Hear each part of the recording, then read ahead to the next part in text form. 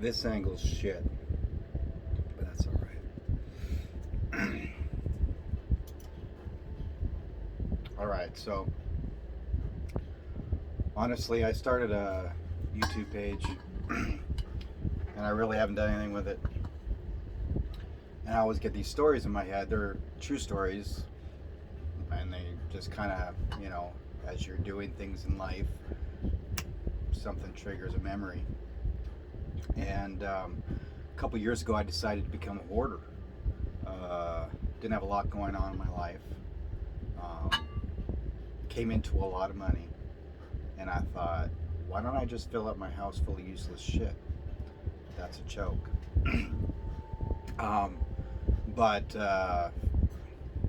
2006-ish, I'd heard about hoarders, A&E. I had never met a hoarder, and then in the next couple of years, I'd meet a couple. The first one I met was after my girlfriend and I had broken up. So that's what you would call an ex-girlfriend, Jim. Okay? My ex-girlfriend and I.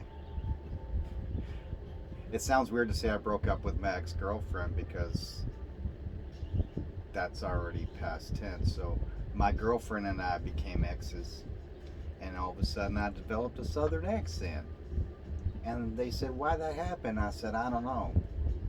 And we'll just have to wait for it to just dissipate. Okay?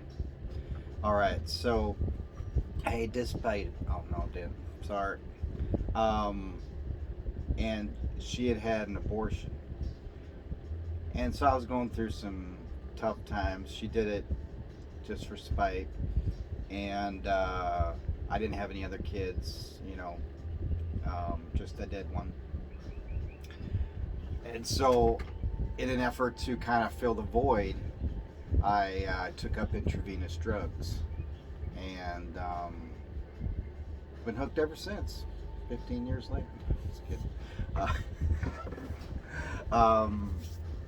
I volunteered at Big Brother Big Sister. I was like, at that point, I wanted to be a Big Brother. Now I'd probably try out Big Sister because I've already did the Big Brother thing. I don't know if they'd let me. And I don't know if they're big brothers, big sisters, and big them. I don't know if they do that shit. Anyway, so I opted in for that. And they do your background check and stuff like that. Back then, I was good to go. I'd smoked a quarter of a joint in my whole life. And I was like 30 something. And, I don't know. No, I hadn't.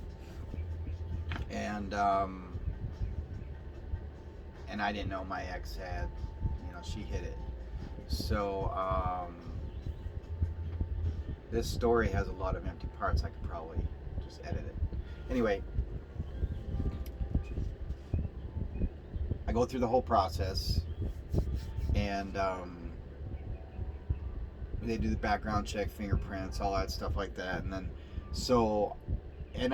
they go, well, what kind of kid do you want? And I said, well, one that probably comes from a wealthy single mother would be most ideal. Really hot, too. Low self-esteem. Do you have any of those? That's horrible. No, I just said, I don't care. Whatever. I don't have any criteria other than if a kid needs help, I just hang out with the kid, whatever. I'm not there to dictate. It sounds weird. It sounded weird to be asking. Yeah, don't give me any colored kids. I mean, that'd be like, I don't understand why they ask. You're there to volunteer. Go to the church. Hey, Father, I'm here to volunteer. Oh, could you do this? I don't think so, man. You got somewhere I could just stand around, maybe watch. I can oversee stuff. Anyway, so what they linked me up with this mother. This shit's crazy. I forgot. This is not just about hoarders. So we meet. I can't remember where we met the first time. Might have been the same both times. We met at McDonald's, I know for a fact, once, and it could have been the first time. This is, a long time ago. And this lady was morbidly obese. She was like at least 20, 30 pounds overweight. It was disgusting. No, I'm I'm one to talk. No, this lady was like, 400 pounds, and that's no joke. Like, she should have been on television, in one of those shows. Like, of course, I'm sure she had a thyroid problem, and because she doesn't fucking eat well. Let's meet at McDonald's. That way I can kill two birds with one stone. I can find a dad figure for my son and eat my 20 cheeseburgers. And that's what she sounded like. So anyway, I met them. Supposedly she had cancer. The dad wasn't around. And the kid was pretty nerdy. Honestly, he looked like he probably got picked on a lot and walked with his head down, shoulders, just, so whatever. I think his name was Rick. I wouldn't say his name on here. That's why I rhymed it with an R instead of an N. Like anyone's gonna find Nick. Anyway, so we meet, and I'm with the representative from Big Brothers Big Sisters, and then they ask, what do you think? And I'm like, and back then, like, I was doing pretty well for myself, for my standard. I mean, just a fucking piece of shit growing up, right? And poor white trash, and then lower middle class trash. So not to say that people around me were trash, but I probably was. So geez, Jim, going deep. So they call me and like, do you want to do this? And I'm like, yeah, sure, of course. Doesn't really matter what I think of the kid. I'll get to know him. I don't know what he's been through. I'm not gonna judge anybody except for the morbidly obese, because it's obvious what kind of decisions they're making, and what they're, why do they have the problems they have, though we don't know. But self-control, says the guy who eats shitloads of peanut butter. And get on with this story, you son of a bitch. So first time going to meet him, we're in Phoenix, right? And weather's always good, but it's not good that day. It's raining. And so I'm like, oh, well, we'll just go see a movie. I don't even remember what we would have done. I probably would have taken a ride in my car, and it was a fun car, a sports car. And I don't know, golf, mini golf, shit like that. Top Golf wasn't around then, but there were still driving ranges and, places to go. So we head to the theater. Oh, yeah, stop. Missed some big fucking part. Order. So I go to pick him up, and the address is like it's a single ranch. It's small, the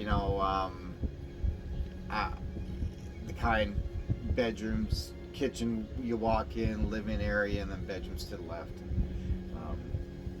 Small house, probably 3-bedroom, 2-bath, if 3-bedroom, 1-bath. So it's raining, and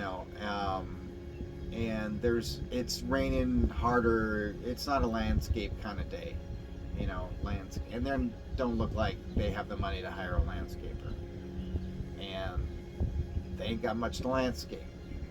So anybody outside is kind of silly. Why is he telling us this? Why? Where there you are? Well, the reason I'm saying this, so I knock on the door, and I have zero expectations. I'm just here to pick up the boy. I'm not here to judge his environment. I'm not here to do anything other than, volunteer to help the kid. So I knock on the door, and the kid comes to the door, can't open the door all the way, like this much, right? So I have to like go around the door. Why is he holding a knife? Are you okay, Jim? Are you gonna hurt yourself? So I go around the door, and then inside is this. It just stacks of like brochures, newspapers, and there's literally like a path through the house, and this shit is just stacked. And there's his morbidly obese mother. There's this clearing where there's like a shitty student desk thing, and she's on a computer, an old one with like those big monitors, the tube monitors, and she's playing a video game on the computer, and she doesn't acknowledge me.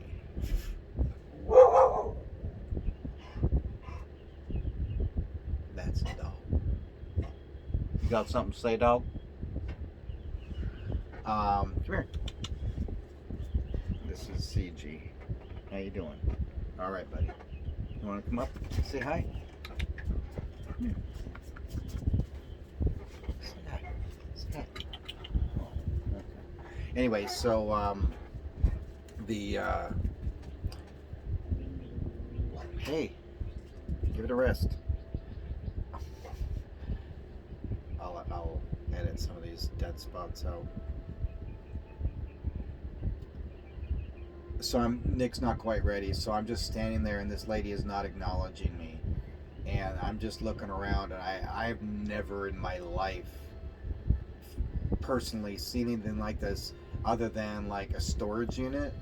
Like I used to work moving in storage in the summers when I was a kid, and I'd still never seen anything like this, because this wasn't a storage unit. There was the fucking kitchen, and you just had to go through this path, so there was nowhere for me to sit, and I'm just kind of like shuffling around, and I in the backyard, and I'm not like straight through. There's a window to the backyard, and there's a guy walking in the backyard, and I don't think anything of it, at the time, because I have no reason to think anything of it, because I'm volunteering for a thing where kids, need help. So whatever's going on, maybe they rent out a room, or I don't fucking know. So I observe it. I'm very observant. Hard to miss the hoarding shit. And so she doesn't really look at him when we're leaving and acknowledge him, and just kind of like, yeah, like get him out of here, And I was like, Jesus, lady, it was just like, no, hi, I love you, like, see you later, have a good time, what are you guys doing? Nothing. And I'm like, wow, this lady's a piece of shit, because she was not like this at the interview. She was very loving and just wanted what's good for him, because his father's a deadbeat, all this stuff. So we go to the theater, for all of you that know Phoenix, Desert Ridge, AMC, and we're sitting there, and we're like, because of the rain and stuff, we've just got time to kill. Like, the movie doesn't start for half hour or whatever, so we're not going inside yet, because I think they're still showing the previous. And so we're just sitting there asking about school or whatever, and he's not real too talkative. And then I said, do you ever get to see your dad? He goes, oh yeah, I see him every day, he lives with us. And I'm like, he lives with you? He goes, yeah, that guy walking in the back, that's my dad. And I'm like, oh. So I don't flinch. Like, I'm not going to make him feel bad. Well, what the fuck is this bullshit, kid? Boom! You owe me for a movie ticket, son. I'm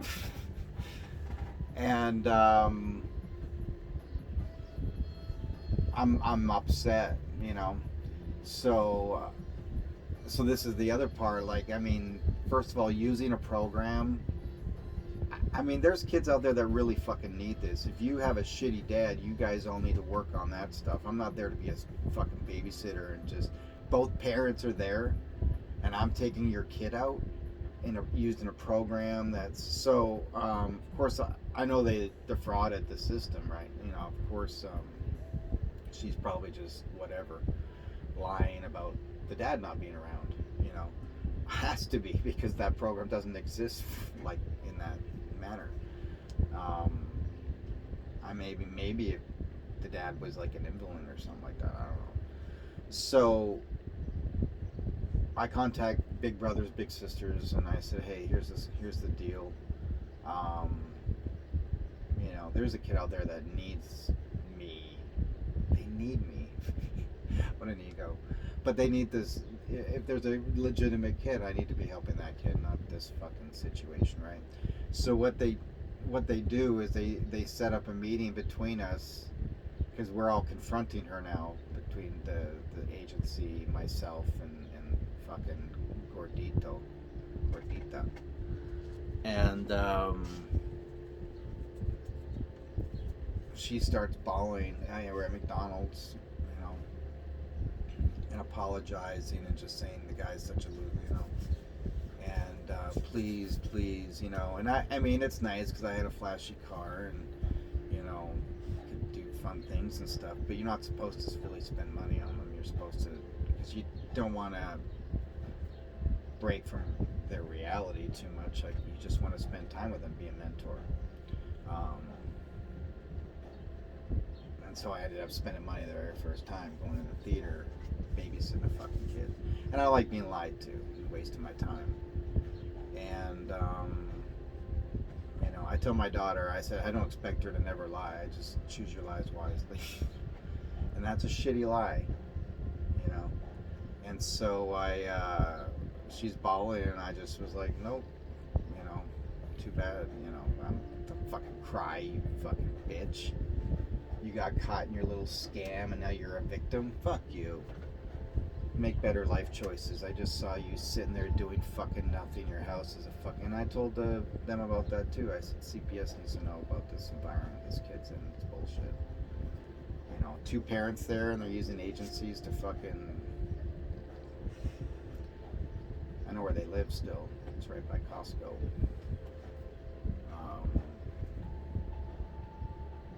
Probably not there anymore. She's probably dead. She was sick. Supposedly, right? Who's gonna ask for medical records? You look at something like that, and she goes, "Oh, that must be a big tumor." No, that's bad choices. 250 pounds of them. So yeah, that was my first experience with a hoarder.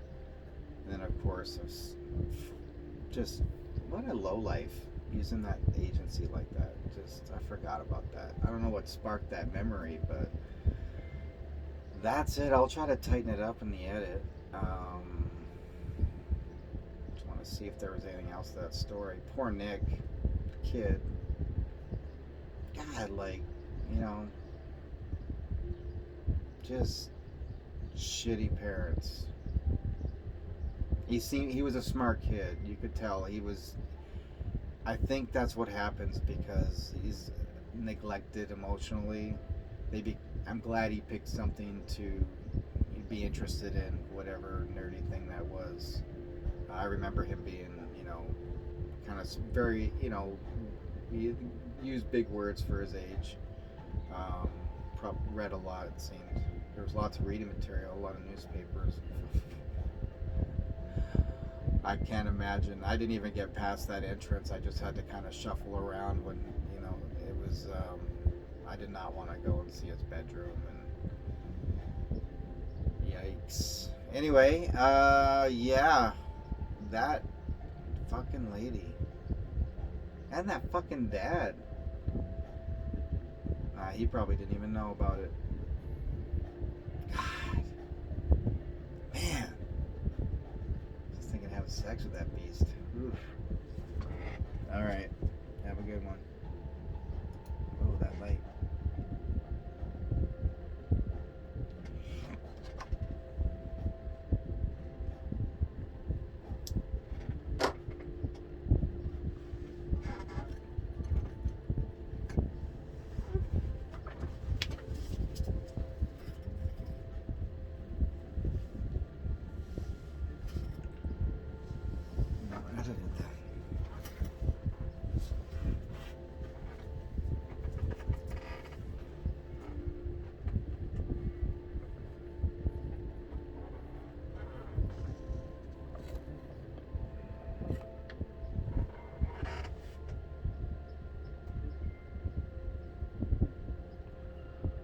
either have to go late or early, huh? You're always game. You don't care. You're just, let's do it. Drone killer.